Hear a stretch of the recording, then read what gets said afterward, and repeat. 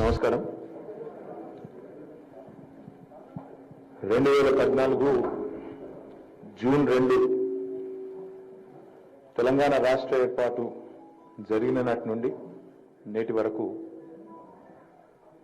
తెలంగాణ రాష్ట్ర సమితి తెలంగాణ రాష్ట్రంలో ఏ ఎన్నిక వచ్చినా శాసనసభ కానీ పార్లమెంట్ కానీ ఉప ఎన్నికలు కానీ గ్రామ పంచాయతీ ఎన్నికలు కానీ మున్సిపల్ ఎన్నికలు కానీ గ్రేటర్ హైదరాబాద్ కార్పొరేషన్ ఎన్నికలు కానీ ఏ ఎన్నికల్లోనైనా అప్రతిహతంగా అనితర సాధ్యమైన విజయాలను నమోదు చేయడం జరిగింది. సరిగ్గా సంవత్సరం కిందట సూర్యాపేట జిల్లా హుజూర్ నగర్లో ఉప ఎన్నిక వచ్చినప్పుడు కూడా బ్రహ్మాండమైన విజయాన్ని నమోదు చేసుకోవడం జరిగింది. మేము ఏ ఎన్నిక గెలిచినప్పుడైనా గతంలో మా పార్టీ అధ్యక్షుల వారు కానీ పార్టీ నాయకులు కానీ అందరం కూడా మీకు ఎప్పుడు కలిసినా ఒకటే చెప్పాం, విజయాలకు పొంగిపోము, గర్వపడము, అపజయాలకు కుంగిపోము, అపజయాలకు ఎదురు దెబ్బలకి ఇబ్బంది పడము, కృంగిపోము అని చెప్పి ఎన్నోసార్లు చెప్పాం. ఈరోజు దుబ్బాకలో జరిగిన ఉప ఎన్నికల్లో మాకు ఓటు వేసిన 62,000 పైచిలకు ప్రజలకు ముందుగా నేను హృదయపూర్వకమైన ధన్యవాదాలు నేను తెలియజేస్తా ఉన్నాను.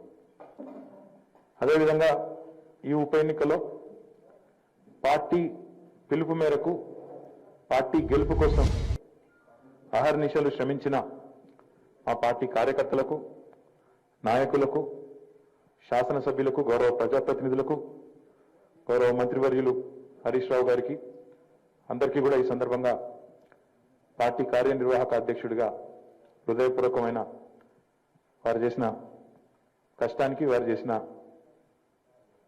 శ్రమకి హృదయపూర్వకమైన ధన్యవాదాలు కూడా నేను తెలియజేస్తా ఉన్నాను. సరే, ఫలితం మేము ఆశించినట్టు రాలేదు.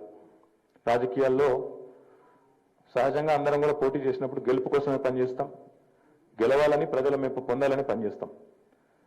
ఈ 6.5 కాలంలో ఎన్నో గెలుపులు, ఎన్నో విజయాలు నమోదు చేసుకున్నాం. సరే, ఈరోజు మేము ఆశించిన ఫలితం రాలేదు. తప్పకుండా ఈరోజు జరిగిన ఉప ఎన్నిక, ఈ ఓటింగ్ సరళి ఒక రకంగా మా పార్టీ కార్యకర్తలకు, నాయకులకు అందరికీ కూడా అప్రమత్తం కావడానికి కూడా ఒక రకంగా పనికొస్తుందని చెప్పి నేను అనుకుంటా ఉన్నాను.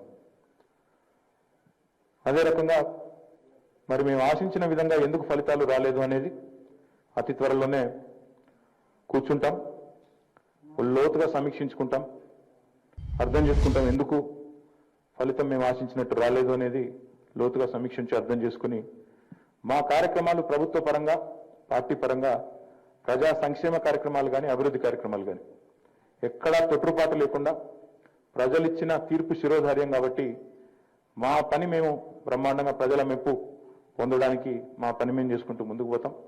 తప్పకుండా ఈ తీర్పును తప్పకుండా లోతుగా సమీక్షించుకొని మా పార్టీ అధ్యక్షుల వారి నిర్ణయం మేరకు భవిష్యత్ కార్యాచరణను, భవిష్యత్ కార్యక్రమాన్ని కూడా నిర్ణయించుకొని ముందుకు పోతాం. మళ్ళొక్కసారి ఈ ఎన్నికల్లో మాకు ఓటు వేసిన 62,000 పైచిలకు దుబ్బాక ప్రజలకు హృదయపూర్వకంగా ధన్యవాదాలు.